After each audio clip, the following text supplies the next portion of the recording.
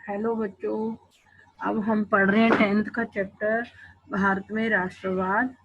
और हमने पहले राष्ट्रवाद का मीनिंग पढ़ा था कि अपने देश के प्रति निष्ठा और प्यार होना। दूसरा हमने सत्याग्रह पढ़ा था। पहले विश्व युद्ध के बारे में भी पढ़ा था, फिर सत्याग्रह का मीनिंग पढ़ा था। फिर आपने 3 सत्याग्रह पढ़े थे। फिर हमने देखा था रॉल्ट एक्ट जो गलत पास किया गया था अंग्रेजी सरकार के द्वारा। फिर रॉल्ट एक्ट के विरुद्ध जब गांधी जी ने लड़ाई छेड़ी थी तो वो कैसे हिंसक हिंसक हिंसा फैल जाने के कारण वो बंद हो गया था। फिर गांधी जी ने पूरे भारत में फैलाने के लिए मुसलमानों के साथ मिलकर असहयोग आंदोलन, और जिसको हम खिलाफ आंदोलन कहते हैं, वो उन्होंने वो करा था, लड़ा था। और वो शहरों और गांव दोनों में लड़ा गया था।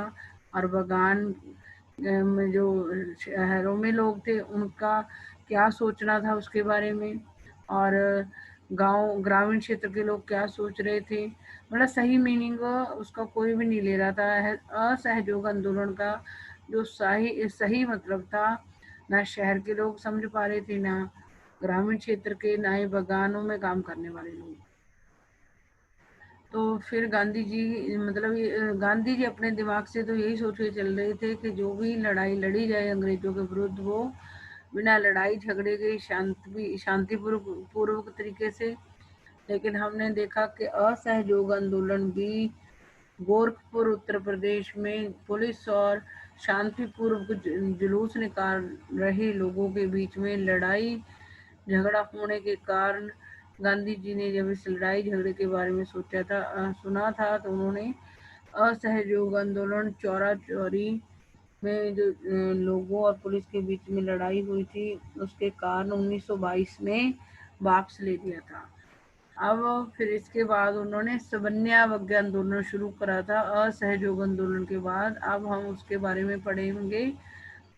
फरवरी 1922 में महात्मा गांधी ने असहयोग आंदोलन वापस लेने का फैसला कर लिया। उनको लगता था कि आंदोलन हिंसक होता जा रहा है और सत्याग्रहियों को व्यापक प्रशिक्षण की जरूरत है। मतलब गांधी जी लोगों को समझाते थे भी थे कि हमने, उनको पता था अगर लड़ाई झगड़े करके हम आज़ादी प्राप्त करेंगे तो हमारे देश के लोगों का ज़्यादा नुकसान होगा और हमारे देश के लोग ज़्यादा मारे जाएंगे, भारतीय लोग। इसलिए गांधी जी शांतिपूर्वक तरीके से अंग्रेजों का विरोध करके उनको देश से निकालना चाहते थे। लेकिन ये बात हमारे भारत के लोग कभी भी समझ नहीं पाए, उनका मतलब क्या उद्देश्य है सही बार बार आंदोलन करने का। तो वो लोग कोई भी वो आंदोलन शुरू करते थे वहाँ हिंसा फैल ही जाती थी, और जिसके कारण गांधी जी को वो वापस लेने पड़ते थे। असहयोग आंदोलन फरवरी 1922 में महात्मा गांधी जी ने हिंसक हो जाने के कारण वापस लिया। फिर गांधी जी ने सोचा कि ये जो लोग आंदोलन कर रहे हैं, जो सत्याग्रही हैं, उनको ट्रेनिंग देने की ज़रूरत है। उसके बाद ही आंदोलन, पहले उन्होंने कहा था कि जो रॉल्ट एक्ट था वो शहरों और कस्बों में फैला, ग्रामीण क्षेत्र में नहीं फैला, इसलिए फेल हो गया। फिर उन्होंने कहा असहयोग आंदोलन में हिंसा फैल गई, तो फिर उनको समझ आया कि जो हमारे सत्याग्रही हैं, जो आंदोलन कर रहे लोग हैं, उनको ट्रेनिंग देने की ज़रूरत है। कांग्रेस के कुछ नेता इस तरह के जनसंघर्षों से थक चुके थे। आपके सामने कि कांग्रेस के अधिवेशन हुए हैं, जब भी कोई आंदोलन शुरू किया जाता था तो कांग्रेस के लोग ही ज़्यादा उसमें डिस्कस करते थे, जहाँ मेन रोल ही कांग्रेस के लोगों का था। और कांग्रेस के सारे लोग ऐसे आंदोलनों से, क्योंकि जो भी आंदोलन चलाते थे वो सफल नहीं होता था, उसमें लड़ाई झगड़ा हो जाता था। इसलिए जो कांग्रेस के नेता थे वो थक चुके थे इन आंदोलनों और जन संघर्षों से।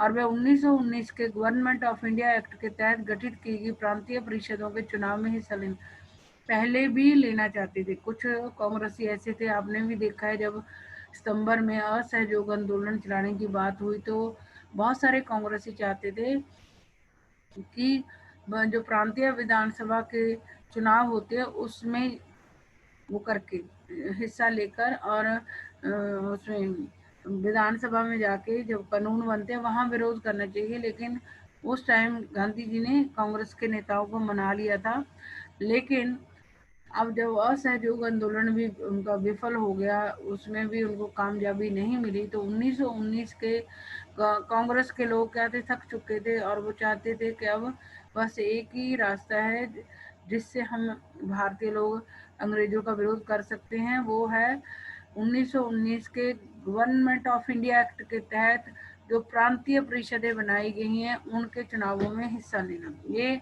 अंडरलाइन कर लो कि कौन से एक्ट के तहत प्रांतीय परिषदें बनी थी। प्रांतीय परिषदें किस एक्ट के तहत बनी थी? 1919 के गवर्नमेंट ऑफ इंडिया एक्ट के तहत बनी थी प्रांतीय परिषदें।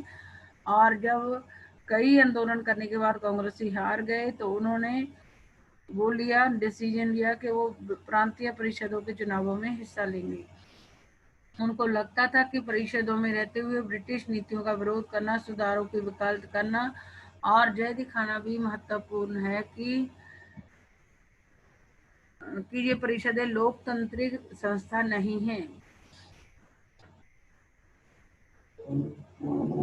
और उनको लगता था कि परिषदों में रहते हुए ब्रिटिश नीतियों का विरोध करना, मतलब वहाँ नीतियां तो वही बनती हैं, विधान परिषद में ही बनती हैं। तो कांग्रेस के नेताओं को, कुछ नेताओं को ऐसा लगता था कि जिस जगह ये कानून और नीतियां बनाई जाती है, अगर वहीं हम चुनाव की तरह वहाँ उसके मेंबर बन जाते हैं विधान परिषदों के, प्रांतीय परिषदों के, तो वहाँ पर हम उनकी अंग्रेजों की गलत नीतियों का विरोध भी कर सकते हैं। और हम ये भी कह सकते हैं कि भारत के अंदर कौन कौन से सुधार करे जाएं, यानी कि सुधारों को वकालत भी कर सकते हैं और इस चीज़ को भी दिखा सकते हैं कि जो उन्होंने, अंग्रेजों ने प्रांतीय परिषदें बनाई हैं, वहाँ लोकतंत्र का पालन, लोकतंत्र के सिद्धांतों का पालन नहीं किया जाता, जहाँ ये कह सकते हैं कि वो लोकतांत्रिक संस्थाएं नहीं है, ये दिखाया जा सकता है। CR दास और मोतीलाल नेहरू ने परिषद राजनीति में वापस लौटने के लिए कांग्रेस के भीतर ही स्वराज पार्टी का गठन कर डाला। मतलब जो लोग प्रांतीय परिषदों के चुनावों में हिस्सा लेना चाहते थे उनमें से मेन क्या थे, CR दास और मोतीलाल नेहरू। इसको अंडरलाइन कर लो, CR दास और मोतीलाल नेहरू परिषद राजनीति में या प्रांतीय परिषदों के चुनावों के द्वारा उनका मेंबर बन के देश के अंदर सुधार करवाना चाहते थे, जहाँ अंग्रेजों की नीतियों का विरोध करना चाहते थे। CR दास और मोतीलाल नेहरू ने परिषद राजनीति में वापस लौटने के लिए कांग्रेस के भीतर ही एक स्वराज पार्टी बना ली थी। कांग्रेस पार्टी भी थी, उसके अंदर भी एक और पार्टी बना ली थी, स्वराज पार्टी। क्वेश्चन भी 1 वर्ड में भी आ सकता है कि CR दास और मोतीलाल नेहरू ने कांग्रेस के अंदर ही कौन सी पार्टी का गठन किया था? स्वराज पार्टी का। जवाहरलाल नेहरू और सुभाष चंद्र बोस जैसे युवा नेता ज्यादा उग्र जन आंदोलन और पूर्ण स्वतंत्रता के लिए दबाव बनाए हुए थे। जवाहरलाल नेहरू और सुभाष चंद्र बोस जैसे युवा नेता, नौजवान नेता ज्यादा उग्र जन आंदोलन और पूर्ण स्वतंत्र, मतलब जवाहरलाल नेहरू जी और सुभाष चंद्र थोड़ा गुस्से वाले नेता थे। गांधी जी तो शांतिपूर्वक तरीके से कहते थे कि देश को आजाद करवाना, लेकिन नेहरू जी और सुभाष चंद्र बोस थे, वो नौजवान नेता थे, वो चाहते थे कि अंग्रेजों के विरुद्ध उग्र जन आंदोलन किया जाए, गुस्से वाला जन आंदोलन किया जाए और फिर ही हमें अंग्रेजों से पूरी तरीके से स्वतंत्रता मिल सकती है। अब एक बार दोबारा बोल लेते हैं कि जो पहले क्या हुआ, रॉल्ट एक्ट भी लड़ाई झगड़ों के कारण अंग्रेजों और भारतीय लोगों के बीच में झगड़ा हुआ, वो भी वापस लिया गया। फिर असहयोग आंदोलन मुसलमानों और हिंदुओं ने मिलकर लड़ा, लेकिन उसमें भी सफलता नहीं मिली, वो भी लड़ाई झगड़े में परिवर्तित हो गया, जिसके कारण गांधी जी को चौरा चौरी के बाजार में, जब गोरखपुर में पुलिस और लोगों के शांतिपूर्वक जुलूस के कर रहे लोगों के बीच में लड़ाई हो गई थी, तो फरवरी 1922 में लेना पड़ा था वापस। और उसी टाइम गांधी जी को लगा था कि जो हमारे सत्याग्रह करने वाले लोग हैं उनको प्रशिक्षण यानी कि ट्रेनिंग देने की जरूरत है। और कुछ जो कांग्रेसी लोग बहुत ये सारे जन आंदोलन करके, ये जो आंदोलन चल रहे थे अंग्रेजों के विरुद्ध, वो करके थक चुके थे और वो चाहते थे जो प्रांतीय परिषदें 1919 के गवर्नमेंट ऑफ इंडिया एक्ट के तहत बनी है, उनके चुनावों में हिस्सा लिया जाए। और वो यही इसलिए कह रहे थे कि इस तरीके से प्रांतीय परिषदों के चुनावों में हिस्सा लेकर हम लोग अंग्रेजों की नीतियों का भी विरोध कर सकते हैं और देश में सुधार करने के लिए भी वकालत कर सकते हैं। अंग्रेजों को कह सकते हैं कि वो देश भारत के अंदर सुधार करें। और वहीं प्रांतीय परिषदों में ही हम दिखा सकते हैं कि प्रांतीय परिषदें लोकतांत्रिक नहीं है। अंग्रेजों की बनाई हुई प्रांतीय परिषदों में लोकतांत्रिक सिद्धांतों का पालन नहीं होता। और इसलिए जो कांग्रेसी कह रहे थे कि प्रांतीय परिषदों के चुनावों में हिस्सा लेना चाहिए, उनमें से CR दास और मोतीलाल नेहरू ने तो कांग्रेस के भीतर ही एक स्वराज पार्टी का गठन भी कर लिया था इन प्रांतीय परिषदों के चुनावों में हिस्सा लेने के लिए। जवाहरलाल नेहरू और सुभाष चंद्र बोस जी वो नौजवान नेता थे कांग्रेस के, जो गुस्से वाले थे और वो चाहते थे कि जो अंग्रेज हैं उनके विरुद्ध शांतिपूर्वक तरीके से ना लड़ा जाए, बल्कि उनको मतलब तंग करके लड़ाई झगड़ा करके देश से निकाला जाए और अंग्रेजों से पूरी तरीके से भारत को स्वतंत्र करवाया जाए। और इस तरीके से वो अंग्रेजों को के साथ लड़ाई झगड़ा करके उनसे निकाल के देश को पूर्ण रूप से स्वतंत्र करवाना चाहते थे जवाहरलाल नेहरू जी और सुभाष चंद्र। ये गुस्से वाले नौजवान नेता थे कांग्रेस के। और आंतरिक बहस व असहमति के इस माहौल में दो ऐसे तत्व थे जिन्होंने 20 के दशक के आखिरी सालों में भारतीय राजनीति की रूपरेखा एक बार फिर बदल दी। पहला कारक था विश्वव्यापी आर्थिक मंदी का असर। 1926 से कृषि उत्पादों की कीमतें गिरने लगी थी और 1930 के बाद तो पूरी तरह धराशायी हो गई। कृषि उत्पादों की मांग गिरी और निर्यात कम होने लगा, तो किसानों को अपनी उपज बेचना और लगान चुकाना भी भारी पड़ने लगा। 1930 तक ग्रामीण इलाके भारी उथल पुथल से गुजरने लगे थे। जब हमारा मतलब देश के अंदर अंग्रेजों का विरोध हो रहा था, प्लानिंग बन रही थी कि अंग्रेजों के विरुद्ध कैसे लड़ा जाए, तो उस समय हमारे देश के अंदर एक तो लोगों के अंदर या कांग्रेस के अंदर लगा लो बहस चल रही थी और किसी भी मुद्दे पर सहमति नहीं बन पा रही थी, असहमति का माहौल था उस समय। 1920 का दशक था, जब उसके बाद का समय था, उस समय जो भारत की राजनीति थी उसकी रूपरेखा को निर्धारित करने वाले दो कारक थे। पहला कारक था पूरी दुनिया में आर्थिक मंदी का असर हो रहा था लोगों के ऊपर। आर्थिक मंदी का मतलब जिस टाइम वस्तुओं की कीमतें बिल्कुल गिर जाती हैं, जीरो पे भी आ जाती हैं। ऐसा 1930 तक तो ऐसा हो गया था कि बिल्कुल जो किसान फसलें उगा रहे थे उनको फेंकनी पड़ रही थी, उसका कोई मूल्य उनको नहीं मिल रहा था। तो जो पूरी दुनिया में आर्थिक मंदी फैली हुई थी, उसने भी 1920 के दशक की भारतीय राजनीति को निर्धारित करने में अपनी भूमिका निभाई। 1926 से लेकर 1930 तक जो किसानों द्वारा उगाई जाने वाली फसलें थी उनकी कीमत बिल्कुल जीरो हो गई थी। कृषि के उत्पादों की मांग गिरी और जैसे ही हमारे कृषि उत्पादों की मांग गिर गई तो बाहर वाले देशों में भी उसकी डिमांड नहीं होगी, तो किसानों को और ऐसा होने पर ना तो अपने देश के अंदर उनकी किसानों की जो फसलें उगी अनाज आता था वो ना तो भारत के अंदर बिक रहा था ना भारत से बाहर जा रहा था, तो उनको बिल्कुल कमाई नहीं हो रही थी भारत के किसानों को, जिसके कारण जो अंग्रेज जब हमारे इंडिया में रह रहे थे तो वो किसानों से लगान लेते थे। तो 1926 से लेके 1930 तक किसानों को बहुत कठिनाइयों का सामना करना पड़ा। उन्होंने बहुत मेहनत करके जो फसलें उगाई थी, ना तो वो जो उनकी कीमतें जीरो हो गई थी तकरीबन, ना तो वो अपनी फसलें इंडिया में बेच पा रहे थे, ना वो इंडिया से बाहर बेच पा रहे थे। और लेकिन उनको लगान अंग्रेजों का चुकाना पड़ता था, उसके उनको इसमें दिक्कत आ रही थी। और जो भारत का ग्रामीण क्षेत्र था, मतलब ग्रामीण क्षेत्र में किसान रहते हैं, वहाँ पर भारी उथल पुथल थी, लोग उसमें थे, प्रॉब्लम में थे। ये थोड़ा सा इधर से ही पढ़ लेते हैं। साइमन कमीशन के खिलाफ शांतिपूर्ण प्रदर्शन, पुलिस ने लाला लाजपत राय पर हमला किया, मिले गहरे जख्मों के कारण उन्होंने दम तोड़ा।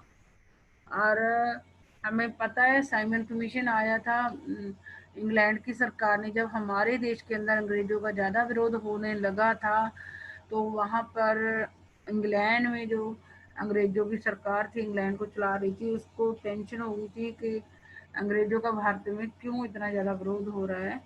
तो वहाँ की सरकार ने इंडिया के अंदर ये चीज़ देखने के लिए वहाँ से कुछ लोगों को, जो अंग्रेज ही थे, अंग्रेजी लोगों को भेजा था इंडिया में, एक आयोग बनाकर, जिसको साइमन कमीशन कहा गया। उन्होंने यही पूरे इंडिया के अंदर ये देखना था कि भारतीय लोग अंग्रेजों का क्यों विरोध कर रही है, कमियों को देखना था, कौन सी कमियां हैं।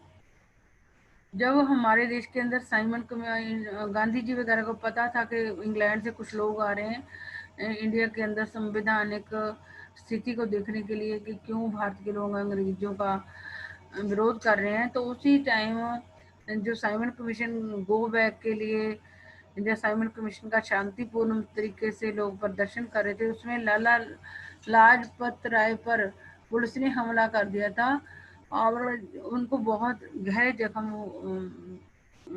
लगे होंगे, चोटें लगी होंगी।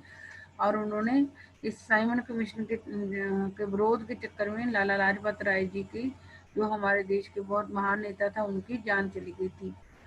और आगे पढ़ते हैं हम।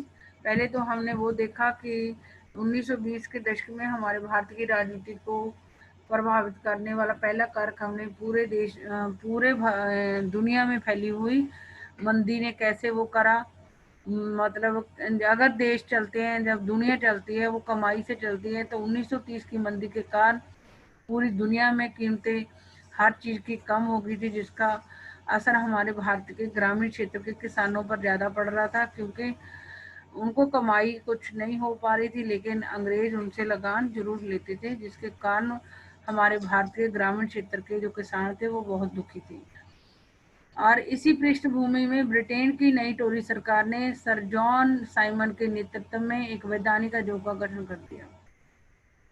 एक तो मंदी आ गई, मंदी के कारण आपने 1914 वो पहला विश्व युद्ध का भी आप पहले पढ़ा है कि पहले तो 1914 से 1918 तक 4 साल लड़ाई लगी रही, जिसमें हमारे देश के अंदर उत्पादन कार्य जो कमाई के काम धंधे थे वो ढंग से नहीं चल रहे थे, और हमारे नौजवान देश लोगों को वहां भेजा जा रहा था पहले विश्व युद्ध में लड़ने के लिए।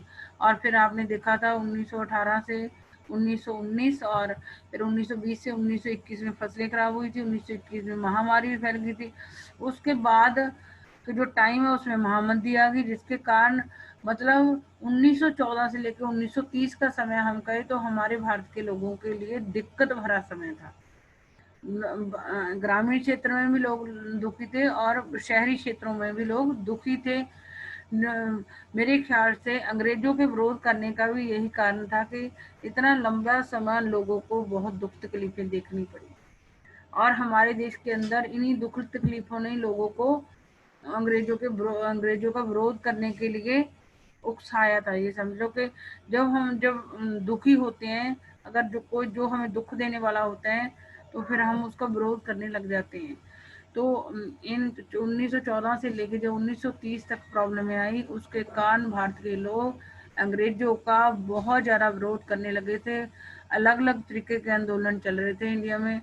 कुछ लोगों ने तो आपको पता जानने भी दे दी थी अंग्रेजों को देश से निकालने के लिए। लेकिन उधर अंग्रेजी जो इंग्लैंड में अंग्रेजी सरकार थी, जिन्होंने इन अंग्रेजों को इंडिया में भेजा था व्यापार करने, उसको भी चिंता थी वहां बैठे हुए कि इंडिया के अंदर अंग्रेजों का इतना विरोध क्यों हो रहा है। तो वहां पे जो सरकार थी, उसके जो नेता थे, वो टोरी नाम का कोई व्यक्ति होगा, तो उसको वो नई नई सरकार बनी थी वहां पे, टोरी सरकार नई नई इंग्लैंड में बनी थी, और उसका नेतृत्व इसी पृष्ठभूमि में ब्रिटेन की नई टोरी सरकार ने सर जॉन साइमन के नेतृत्व में एक वैधानिक आयोग का गठन किया था। यानी कि जो नई टोरी सरकार इंग्लैंड में बनी थी उस समय, जिसको चिंता हो रही थी कि भारत के अंदर अंग्रेजों का क्यों विरोध हो रहा है, तो उन्होंने एक वैधानिक आयोग का गठन किया था, जिसके नेता थे John Simon, sir John Simon. उस वैधानिक आयोग के गठन थे जिसका गठन इंग्लैंड की नई टोरी सरकार ने किया था, और राष्ट्रवादी आंदोलन के जवाब में गठित किए गए इस आयोग को भारत के संविधान की व्यवस्था की कार्यशैली का अध्ययन करना था। मतलब हमारे देश के अंदर अंग्रेजों ने संविधान बना लिया था, उस संविधान का कोई पालन नहीं कर रहा था। सभी लोग जो अंग्रेजों के जो कानून थे, रूल थे, उनको तोड़ रहे थे। तो जो वहाँ की इंग्लैंड की नई टोरी सरकार ने इंडिया के अंदर जो अंग्रेजों के कानूनों का इंडियन लोग पालन नहीं कर रहे थे, अंग्रेजों का विरोध कर रहे थे, तो उस संवैधानिक व्यवस्था के की स्टडी करनी थी कि वहाँ पे अंग्रेजों से क्या कमी रह गई है कि भारत के लोग उनका विरोध कर रहे हैं। उसके लिए एक वैधानिक आयोग का गठन किया था जिसके नेता थे सर जॉन साइमन, और फिर उसका सर जॉन साइमन के नेतृत्व में जो वैधानिक आयोग इंग्लैंड की नई टोरी सरकार ने बनाया था, उस वैधानिक आयोग के मेंबरों और सर जॉन साइमन ने भारत के अंदर संवैधानिक व्यवस्था जो चल रही थी उसका अध्ययन करना था, स्टडी करनी थी, और उस स्टडी के बाद वहाँ की इंग्लैंड की सरकार को कुछ सुझाव भी देने थे कि किस तरीके से इंडिया के अंदर जो अंग्रेजों का विरोध हो रहा है उसको रोका जा सकता है। इस आयोग में एक भी भारतीय सदस्य नहीं था, सारे अंग्रेज थे। जब ये इंग्लैंड से आयोग आ रहा है तो उसमें भारतीय लोग कैसे हो सकते हैं? तो इंग्लैंड की अंग्रेजी सरकार ने इंडिया के अंदर ये वैधानिक आयोग भेजा था जिसका नेता सर जॉन साइमन था, तो इसलिए इसके अंदर भारतीय सदस्य तो हो ही नहीं सकता था।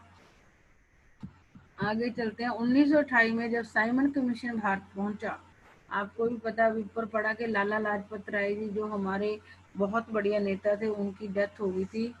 जो वहाँ से जो आयोग बन के आया था सर जॉन साइमन के नेतृत्व में 1928 में आया था।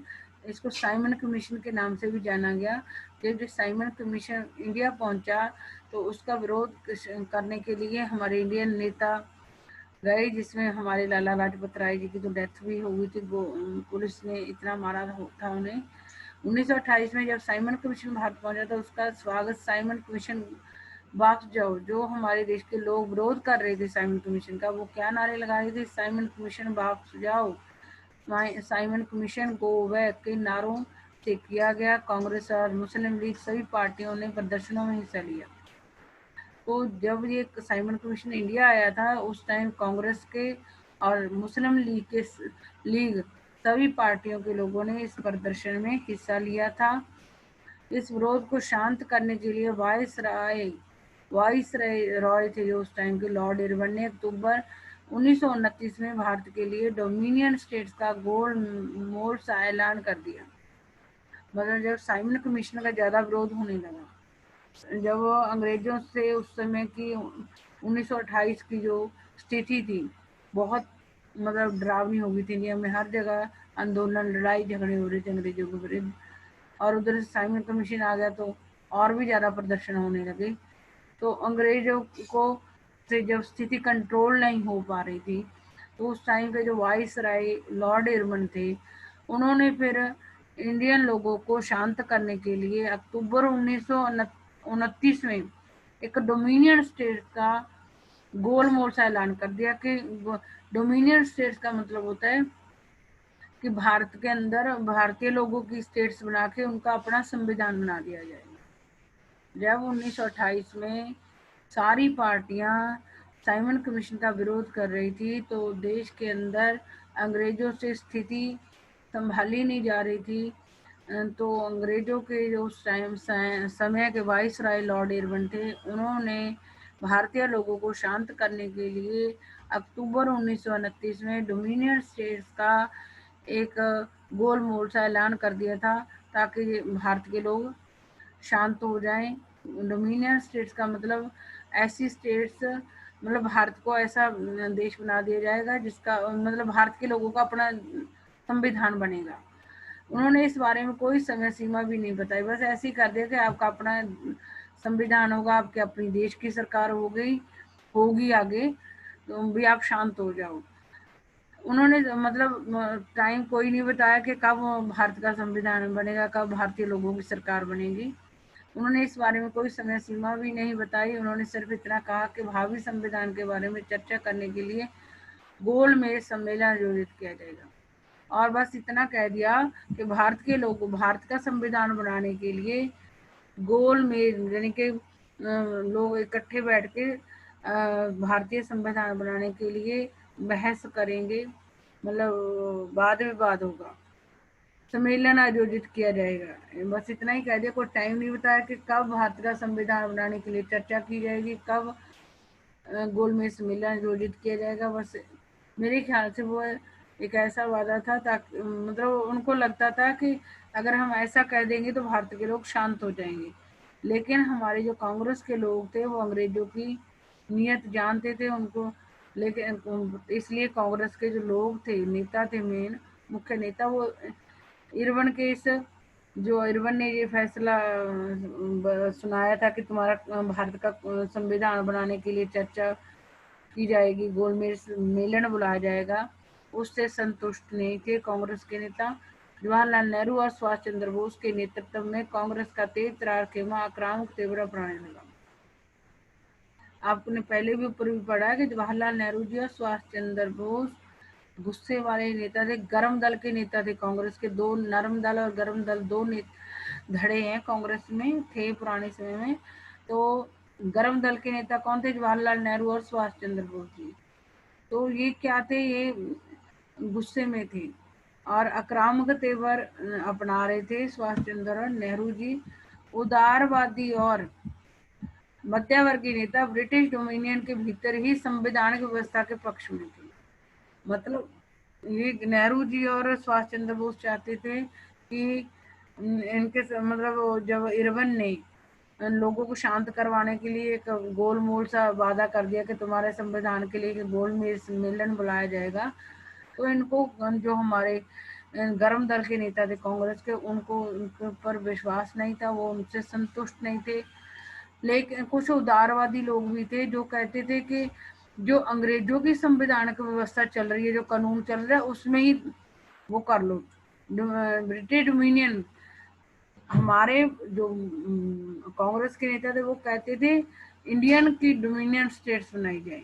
लेकिन कुछ ऐसे भी लोग थे जो कहते थे ब्रिटिश डोमिनियन में रह के ही उनके कानूनों का पालन किया जाए। लेकिन इन लोगों को कोई ज़्यादा सुनता नहीं था। जो उदारवादी कहते थे अंग्रेजों के डोमिनियन में ही, ब्रिटिश डोमिनियन में रह के ही अंग्रेजों के संविधान का पालन किया जाए, वो उनकी नहीं चलती थी। लेकिन इस खेमे का प्रभाव घटता, उदारवादियों का जो प्रभाव था वो घटता जा रहा था, क्योंकि वो हमें उदारवादियों की जो सोच थी वो ये सोच थी कि भी हम अंग्रेजों के अधीन ही रहे।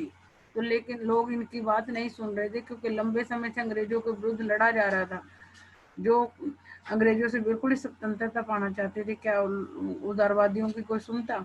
तो उदारवादी कहने को कह रहे थे कि ब्रिटिश डोमिनियन में रहते हुए उनके अंग्रेजों के संविधान का ही पालन किया जाए। लेकिन उदारवादियों की किसी ने बात नहीं सुनी। दिसंबर 1929 में जवाहरलाल नेहरू की अध्यक्षता में कांग्रेस के लाहौर अधिवेशन में पूर्ण स्वराज की मांग को औपचारिक रूप से मान लिया गया। उसके बाद जब 1928 में वो आया, अक्टूबर 1929 में उसने डोमिनियन स्टेट्स का वादा किया कि भारत के संविधान के लिए गोलमेज सम्मेलन किया जाएगा। लेकिन नेहरू जी और सुभाष चंद्र जी को अंग्रेजों के इस बात पे शंका थी, उनको नहीं लगता था कि ऐसा कुछ होएगा। उदारवादी चाहते थे कि अंग्रेजों के संविधान के अनुसार ही ब्रिटिश डोमिनियन में रह जाए। लेकिन उदारवादियों की किसी ने नहीं सुनी। लेकिन दिसंबर 1929 में जवाहरलाल नेहरू की अध्यक्षता में लाहौर में कांग्रेस का अधिवेशन बुलाया गया। दिसंबर 1929 में लाहौर में कांग्रेस का अधिवेशन बुलाया गया, जिसकी अध्यक्षता किसने करी थी? जवाहरलाल नेहरू जी ने की थी। और इसमें पूर्ण स्वराज की मांग को औपचारिक रूप से फॉर्मेलिटी के तौर पर मान लिया गया। 1929 में दिसंबर में लाहौर में एक कांग्रेस का अधिवेशन हुआ था, जिसकी अध्यक्षता नेहरू जी ने की थी, और वहां पे पूर्ण स्वराज की मांग पर मोहर लगा दी गई थी। मान लिया गया था, तय किया गया कि 26 जनवरी 1930 को स्वतंत्रता दिवस, और इस दिन ये भी डिसाइड किया गया था कि 26 जनवरी 1930 को, जब तक हमारा उस टाइम तक संविधान बन गया था, तो ये भी डिसाइड किया गया था कि 26 जनवरी 1930 को स्वतंत्रता दिवस के रूप में मनाया जाएगा। और उस दिन लोग पूर्ण स्वराज के लिए संघर्ष की शपथ लेंगे। और ये भी डिसाइड हुआ था, निश्चित किया गया था कि 26 जनवरी 1930 को लोग पूर्ण स्वराज के लिए कसम खाएंगे या शपथ उठाएंगे। उस उत्सव की ओर बहुत कम ही लोगों ने ध्यान दिया था। मतलब इन्होंने दिसंबर 1929 वाले लाहौर अधिवेशन में और जवाहरलाल की अध्यक्षता में पूर्ण स्वराज की मांग पर वो कर मान लिया था। 26 जनवरी 1930 को स्वतंत्रता दिवस मनाने की इन्होंने बात की थी, लेकिन उस जब स्वतंत्रता मिली नहीं थी तो ज़्यादा लोगों ने इसकी तरफ ध्यान नहीं दिया था, 26 जनवरी 1930 के स्वतंत्रता दिवस की तरफ। इस उत्सव की और बहुत ही कम लोगों ने ध्यान दिया। अब स्वतंत्रता के इस अमूर्त विचार को रोजमर्रा जिंदगी में के ठोस मुद्दों से जोड़ने के लिए महात्मा गांधी को कोई और रास्ता नहीं था। मतलब कि अब वो असहयोग आंदोलन में भी हार चुके थे, और साइमन कमीशन का भी विरोध कर चुके थे, और सारे कांग्रेस भी हार चुके थे, वो भी नहीं चाहते थे कि कोई आंदोलन वगैरह किया जाए। तो जब ये लाहौर का अधिवेशन हो गया, उसके बाद 26 जनवरी 1930 को भी कुछ नहीं हो पाया, तो गांधी जी कुछ और सोच रहे थे कि अंग्रेजों का विरोध कैसे किया जाए। और ये जो ये स्वतंत्रता, ये इतना इम्पोर्टेंट नहीं है, आगे पढ़ते हैं। नमक यात्रा और सवर्ण अवज्ञा आंदोलन। नमक यात्रा और सवर्ण अवज्ञा आंदोलन यानी कि असहयोग आंदोलन के बाद ये बताया गया कि जब हर जगह हिंसा फैल जाती तो गांधी जी को लगता था कांग्रेस के लोगों को क्या दी जानी है, ये ट्रेनिंग। और सारे कांग्रेसी ये आंदोलन कर करके थक गए थे, वो प्रांतीय परिषदों के उसमें जाना चाहते थे। 1919 एक्ट है जो वहाँ पे दे रखा है, उसके अनुसार प्रांतीय जो परिषदें बनी थी उनके चुनावों में वो हिस्सा लेना चाहते थे। और इनमें हिस्सा लेकर वो दिखाना चाहते थे कि जो जो प्रांतीय परिषदें बनी हैं वो लोकतांत्रिक भी नहीं है, और लोकतंत्र के सिद्धांतों पर भी अमल नहीं किया जाता, और इनमें जाके वो भारत में सुधार करने की वकालत भी करना चाहते थे, और अंग्रेजों की नीतियों को भी वो गलत ठहराना चाहते थे। CR दास और मोतीलाल नेहरू ने तो इन प्रांतीय परिषदों के चुनाव लड़ने के लिए अपनी स्वराज पार्टी भी कांग्रेस में बना ली थी। और सुभाष चंद्र बोस और जवाहरलाल नेहरू जी हिंसक तरीके से अंग्रेजों का विरोध करना चाहते थे। और उसी टाइम इन्होंने बताया कि हमारे देश के अंदर उस टाइम महामंदी भी थी, महामंदी के कारण भी जो हमारी उस 1920 की राजनीति थी उसको शेप मिली, क्योंकि 1914 से लेकर 1930 तक लोग प्रॉब्लम में थे। कभी फसलें खराब हो जाती थी, कभी महामारी फैल जाती थी, कभी लड़ाई झगड़े के कारण जो वो लोगों का काम धंधे चौपट हो गए थे।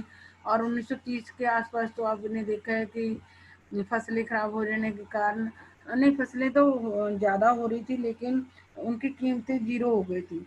ना तो भारत के जो किसान थे इंडिया में बेच पा रहे थे फसलों को, ना ही बाहर भेज पा रहे थे, जिसके कारण उनको अंग्रेजों के भारी भरकम लगान चुकाने मुश्किल हो रहे थे।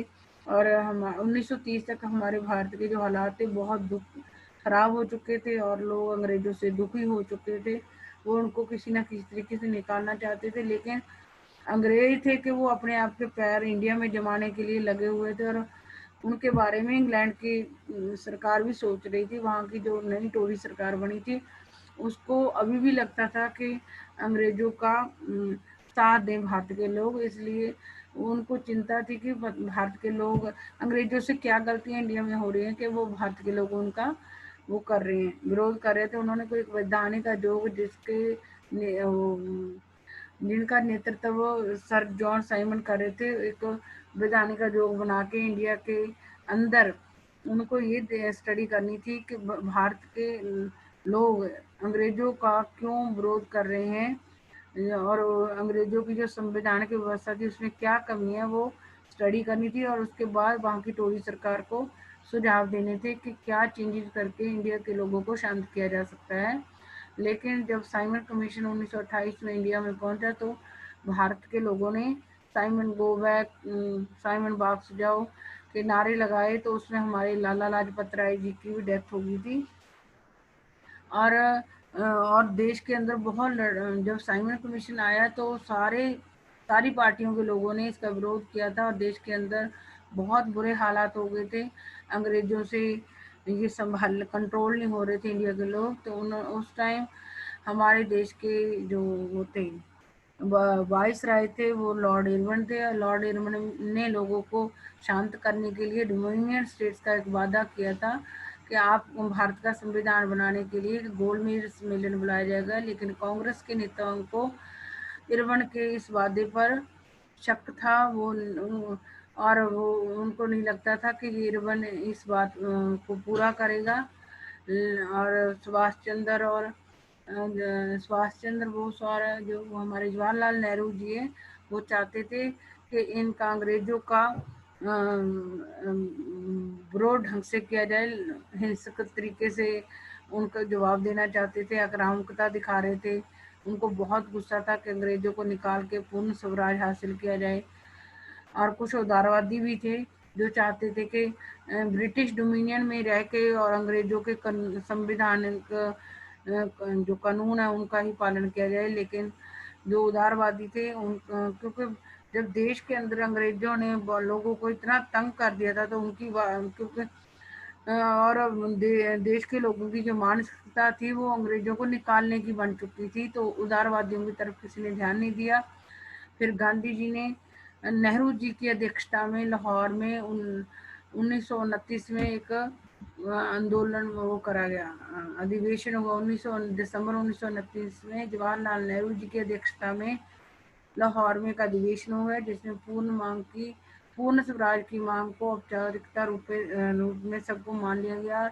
इसी दिन डिसीजन लिया गया था कि 26 जनवरी 1930 को स्वतंत्रता दिवस के रूप में मनाया जाएगा और इस दिन पूर्ण स्वराज के लिए लड़ने की, शपथ लेने की भी कसम खाई गई थी। बट अभी स्वतंत्रता नहीं मिली थी, इसलिए इस स्वतंत्रता दिवस की तरफ लोगों ने ज़्यादा ध्यान नहीं दिया। और गांधी जी कुछ और नया करना चाहते थे जिससे कि पूर्ण स्वराज हासिल किया जाए, और वो था नमक यात्रा और सवर्ण अवज्ञा आंदोलन।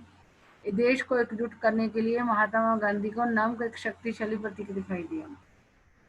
जब कुछ भी उनको दिखाई नहीं दिया कि लोगों को एक कर सकता है, तो फिर गांधी जी ने नमक को एक हथियार बनाया। उनको लगता था कि नमक लोगों को में एकता ला सकता है, भारतीय लोगों में। 31 जनवरी 1930 को उन्होंने वाइसराय इरविन को एक पत्र लिखा, जिस इरविन ने डोमिनियन स्टेट्स का वादा किया था कि भारत के लिए संविधान पे चर्चा होएगी। उसी वाइसराय इरविन ने 31 जनवरी 19 उसी वाइसराय इरविन को गांधी जी ने 31 जनवरी 1930 को खत लिखा। इस खत में उन्होंने 11 मांगों का उल्लेख किया था। गांधी जी ने 31 जनवरी 1930 को वाइसराय इरविन को एक खत लिखा। इस खत में उन्होंने 11 मांगों का क्या करा था, 11 मांगों का उल्लेख किया था। इनमें से कुछ सामान्य मांगे थी, जबकि कुछ मांगे उद्योगपतियों से लेकर किसानों तक विभिन्न तबकों से जुड़ी हुई थी। जो 11 मांगे थी उनमें से तो कुछ तो कॉमन थी मांगे, सबके लिए जो सामान्य मांगे थी, और कुछ मांगे उद्योगपतियों से लेकर किसानों तक के जो अलग अलग तबके थे उनसे जुड़ी हुई थी। गांधी जी इन मांगों के जरिए समाज के सभी वर्गों को अपने साथ जोड़ना चाहते थे। गांधी जी ने 11 मांगे ऐसी मांगे रखी थी कि जिससे भारत के सारे लोग उनके साथ जुड़ गए, मतलब हर तबके से संबंधित जो समस्या थी उन मांगों में जोड़ी गई थी, ताकि जिन जिन लोगों को पता लगे कि हमारे से संबंधित मांगे गांधी जी ने मांगी हैं, तो वो गांधी जी को लगता था वो लोग गांधी जी के साथ जुड़ जाएंगे। गांधी जी इन मांगों के जरिए समाज के सभी वर्गों को अपने साथ जोड़ना चाहते थे ताकि सभी उनके अभियान में शामिल हो सके। मतलब उन्होंने कोशिश की थी कि इंडिया में रह रहे सभी लोगों से संबंधित मांगे हों ताकि इंडिया के सारे लोग उनसे जुड़ जाएं। इनमें सबसे महत्वपूर्ण मांग नमक को नमक कर को खत्म करने के बारे में थी। जो इसमें 11 मांगों में एक सबसे बड़ी मांग क्या थी? नमक कर को खत्म करने की मांग थी। 11 मांगों में सबसे महत्वपूर्ण मांग क्या थी? नमक कर को खत्म करने के बारे में थी। नमक का अमीर गरीब सभी इस्तेमाल करते थे। यह भोजन का एक अभिन्न हिस्सा था, इसलिए नमक पर कर और उसके उत्पादन पर सरकारी इजारेदारी को महात्मा गांधी ने ब्रिटिश शासन का सबसे दमनकारी पहलू बताया। गांधी जी ने नमक कर को हटाने के लिए इसलिए उठाया क्योंकि जो नमक है उसको अमीर लोग भी इस्तेमाल करते हैं, गरीब लोग भी इस्तेमाल करते हैं। ये भोजन और ये नमक के बिना किसी का भी जो खाना है वो तैयार नहीं हो सकता। ये नमक सबके खाने का महत्वपूर्ण हिस्सा है, इसलिए नमक पर कर और उसके और जो नमक था, नमक पर अंग्रेज टैक्स लगा रहे थे, जिससे नमक की कीमत बढ़ रही थी। और किसी को नमक बनाने का अधिकार नहीं था, ओनली अंग्रेजी सरकार ही नमक बनाती थी। सरकारी जारी का मतलब उस टाइम जो अंग्रेजी सरकार थी वही नमक बना सकती थी, भारत का कोई भी व्यक्ति का नमक नहीं बना सकता था। और गांधी जी को यही सबसे गलत कानून या दमनकारी पहलू लग रहा था अंग्रेजी सरकार का या ब्रिटिश सरकार का, इसलिए नमक पर कर लगाना और नमक का उत्पादन करने पर अंग्रेजी सरकार की इजारेदारी या ओनली अंग्रेजी सरकार का अधिकार होना गांधी जी को सबसे बड़ा दमनकारी पहलू लग रहा था, ब्रिटिश सरकार का या अंग्रेजी सरकार का। महात्मा गांधी का यह पत्र एक अल्टीमेटम की तरह था, चेतावनी थी। ये जो 11 मांगों का पत्र गांधी जी ने इरविन को लिखा था, ये एक तरीके की चेतावनी थी इरविन को जो दी गई थी। उन्होंने लिखा था कि अगर 11 मार्च तक उनकी मांगे नहीं मानी गई तो कांग्रेस वन्य अवज्ञा आंदोलन छेड़ देगी। गांधी जी ने उनको ये कहा था कि अगर हमारी 11 मांगे नहीं मानी जाती 11 मार्च तक, तो हम कांग्रेस के सारे सदस्य अंग्रेजों के विरुद्ध वन्य अवज्ञा आंदोलन छेड़ देंगे, शुरू कर देंगे। इरविन झुकने को तैयार नहीं थे, फलस्वरूप गांधी जी ने जब 11 मांगे मानी तो इरविन ने वो 11 मांगे सभी नहीं पूरी करी गांधी जी की। तो इरविन झुकने के लिए जब तैयार नहीं हुआ तो गांधी जी ने क्या करा, जो उनके विश्वास पात्र वॉलंटियर थे गांधी जी के 78 जो जिनके ऊपर गांधी जी विश्वास कर सकते थे, उन वॉलंटियरों के साथ उन्होंने नमक यात्रा शुरू कर दी। उनके 78 विश्वसनीय वॉलंटियरों के साथ गांधी जी ने नमक यात्रा शुरू कर दी। ये यात्रा साबरमती में गांधी जी के आश्रम से 240 किलोमीटर दूर दांडी नामक गुजराती तटीय कस्बे में जाकर खत्म हुई थी। उन्होंने अपने 78 ऐसे वॉलंटियर जिनके ऊपर वो विश्वास करते थे उनके साथ नमक यात्रा शुरू कर दी। और ये यात्रा गांधी जी के साबरमती में जो उनका आश्रम था गांधी जी का, वहां से शुरू होकर 240 किलोमीटर दूर दांडी नामक गुजराती एक कस्बा है गुजरात में जो समुद्र तट के पास पड़ता है। दांडी नामक गुजराती तटीय कस्बा है, ना ही शहर है ना ही गांव है। तो गुजरात के अंदर एक दांडी नामक कस्बा है, वहां पर जाके खत्म होनी थी और गांधी जी के साबरमती के आश्रम से शुरू होनी थी। और ये 240 किलोमीटर लंबी यात्रा थी। और गांधी जी की टोली ने 24 दिन तक हर रोज 240 किलोमीटर थी, तो गांधी जी डेली 10 मील चलते थे।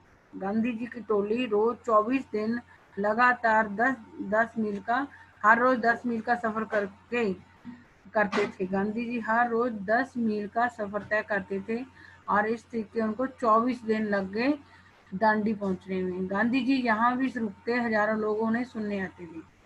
जब 24 दिन लगातार चले और जिस जगह भी वो रुकते थे तो वहाँ उन्हें सुनने के लिए हजारों लोग आते थे, गांधी जी को सुनने के लिए। इन सभाओं में गांधी जी ने स्वराज का अर्थ स्पष्ट किया और फिर वो स्वराज का मतलब क्या है ये अर्थ समझाते थे जिन भी लोगों से वो मिलते थे, और आह्वान किया कि लोग अंग्रेजों की शांतिपूर्वक अवज्ञा करें और लोगों को कहते थे कि शांतिपूर्वक तरीके से गांधी जो अंग्रेज हैं अंग्रेजों के कानूनों का की अवज्ञा करो, उनकी पालना ना करो। जाने अंग्रेजों का कहा ना माने। 6 अप्रैल को वह दांडी पहुंचे और उन्होंने समुद्र का पानी उबालकर नमक बनाना शुरू कर दिया। यह कानून का उल्लंघन था। मतलब कि जब कुछ भी ना हुआ तो गांधी जी ने इरविन को, जो उस टाइम वो थे वाइस राय थे इंडिया के, उनको 31 जनवरी 1930 के 11 मांगों का एक पत्र लिखा और उसमें कुछ सामान्य मांगे थी और कुछ उद्योगपतियों से लेकर किसानों तक जुड़ी हुई थी। और ये सारी मांगे उन्होंने इंडिया में रहने वाले सभी समाज के जो लोग वर्ग लोग मतलब तरह तरह के जो लोग रहते थे सबसे संबंधित थी। तो उन्होंने ये सारी मांगे सबसे संबंधित इसलिए की ताकि भारत के सारे लोग उनके साथ मिलकर अंग्रेजों के विरुद्ध लड़ सकें। और सबसे मुख्य मांग, महत्वपूर्ण मांग इन 11 मांगों में नमक कर हटाने की थी। नमक का मुद्दा गांधी जी ने इसलिए पकड़ा क्योंकि नमक गरीब और अमीर दोनों इस्तेमाल करते हैं और किसी का भी खाना बिना नमक के नहीं बन सकता। और गांधी जी ने नमक कर को, और जो अंग्रेजी सरकार ने अंग्रेजी सरकार थी वो उसके पास ही अधिकार था नमक को बनाने का, और कोई नमक नहीं बना सकता था।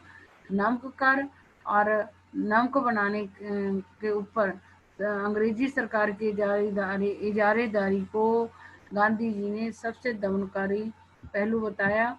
और गांधी जी ने इरविन को कहा था कि अगर उन्होंने 11 मांगे नहीं मानी तो 11 मार्च तक तो कांग्रेस के लोग उनके विरुद्ध स्वन्यावज्ञा आंदोलन छोड़ देंगे। और इरविन ने ये 11 मांगे नहीं मानी थी और वो झुके नहीं थे। इसलिए गांधी जी ने अपने 78 विश्वसनीय वॉलंटियरों के साथ अपने साबरमती आश्रम से चलकर 240 किलोमीटर की दूरी तय कर दांडी पहुंचना था।